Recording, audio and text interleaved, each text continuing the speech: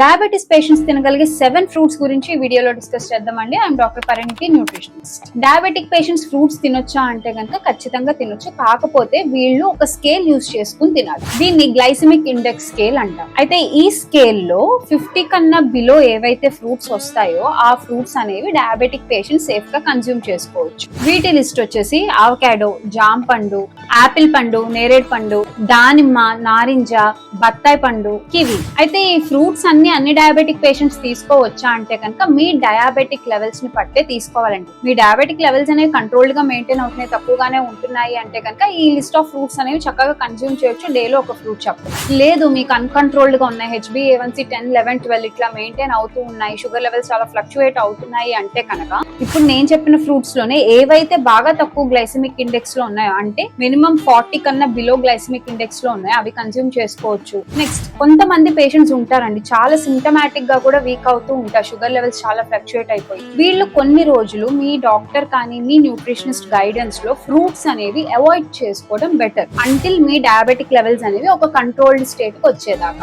మీకు ఏమన్నా ఫుడ్స్ కి సంబంధించి డౌట్స్ ఉంటే కనుక comment down, will make a video about that. Hope ఈ వీడియో అనేది మీకు నచ్చుంటుందని. Thank you for watching. Please subscribe to our channel diet and slim by Pari, and also please do follow us on our Instagram page.